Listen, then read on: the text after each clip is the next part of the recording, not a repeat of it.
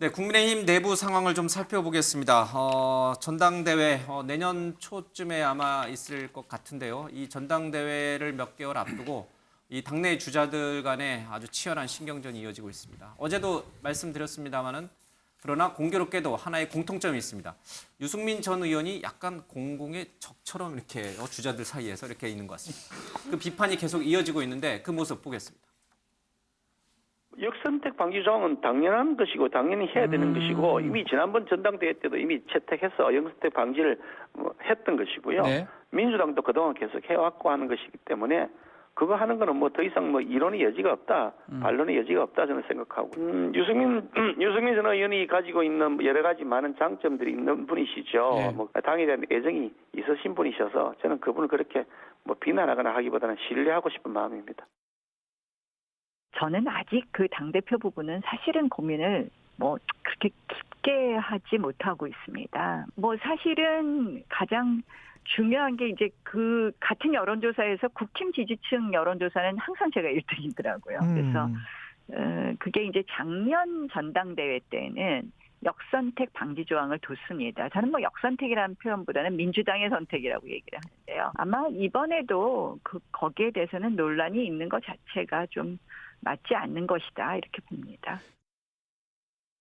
네, 지금 당내 모든 중진들도 그렇고 실제로 이제 출마 의사가 있는 안철수 의원, 김기현 의원 등등 이런 분들도 하나같이 유승민 전 의원은 안 된다는 거예요. 저분은 죽었다 깨어나도 안 된다, 당 대표가 될 수 없다, 여러 가지 전당대회 룰 얘기도 나왔습니다.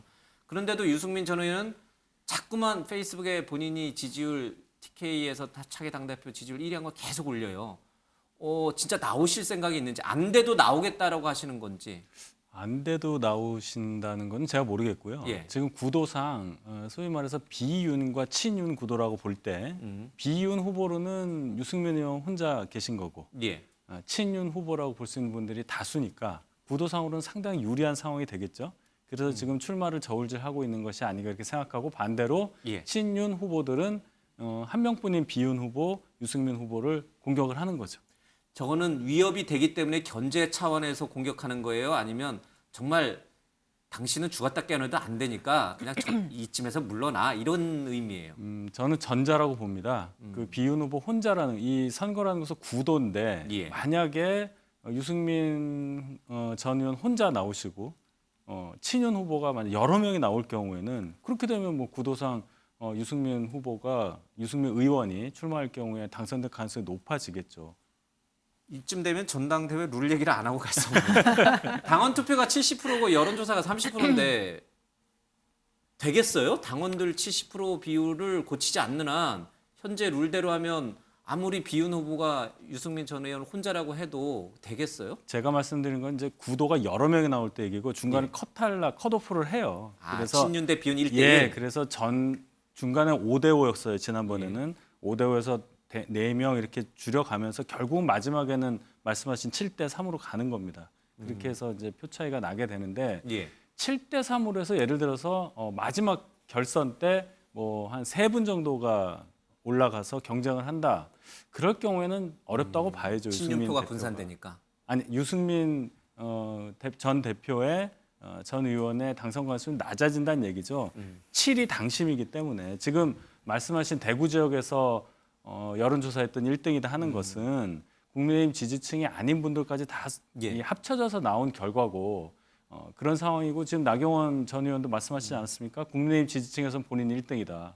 이게 결국은 룰에 대입을 해보면 당심이 민심보다 2배 이상 더 반영이 되기 때문에 그렇게 되면은 유승민 전 의원의 당선 가능성은 떨어진다고 봐야죠. 알겠습니다. 이 얘기는 이제 여러 차례에 걸쳐서 계속 해왔으니까요. 저희들 오늘 좀 관심 있게 봐야 될 대목은 어제 저희가 다뤘습니다만 이준석 전 대표가 가세현 측에 대해서 명예훼손으로 걸었던 것을 검찰이 아니다. 그 사실대로 가세현은 본 것 같다. 네. 네가 그쪽을 명예훼손 건 게 오히려 무고다라고 해서 기소 의견으로 송치했어요. 그것 때문에 성상납 받은 게 사실로 경찰은 본 거 아니냐 이런 이제 얘기가 계속 나왔습니다. 이 대목에서 유승민 전 의원과 이준석 대표의 그러면 연합설 나아가서 신당설 이거는 이제 와해된 건가? 천하람 최고위원인가요? 이분은 지금 혁신위원이죠. 네. 그 이준석 전 대표를 지지했잖아요. 이분은 유승민 전 대표를 굉장히 지지합니다. 그 얘기 듣고 이 연합체는 와해된 건지 그 부분을 잠깐 들어보겠습니다. 천하람 혁신위원 얘기를 잠깐 듣겠습니다. 과거에 이준석 대표가 당대표가 됐을 때 나타났던 초기 현상 같은 것들이 좀 보이는 것 같아요. 네네. 그러니까 지금 TK에서 유승민 전 원내대표가 각광을 받기 시작하는 것도 지금 총선을 생각했을 때 총선에서 우리가 내세울 얼굴이 누가 돼야 되나, 그리고 누구를 내세워야 가장 국민들에게 큰 관심과 지지를 이끌어낼까라고 네. 하는 판단으로 지금 TK 민심도 선회하고 있는 것이거든요. 예. 그래서 저는 이런 현상이 전당대회가 임박하고 또 총선이 가까워지면 가까워질수록 오히려 더 커질 수도 있다. 검찰로 넘어갔지만 검찰이 그 기소를 유지해서 또 갈지 네. 아니면은 뭐 검찰 수사에서 바뀔지 모르겠습니다만은 성상납을 받았다는 쪽으로 지금 무게추가 기울고 있는 상황에서 이준석 전 대표가 전당대회에 그러니까 유승민 전 의원을 지지한다고 해서 그게 어느 정도 영향이 있을까? 또는 두 분이 힘을 합쳐 신당은 창당이 가능한 건가? 아니면 다 이제 끝난 건가? 어제 이 경찰의 기소 의견 송치로 모든 것은 물거품이 된 건가? 네.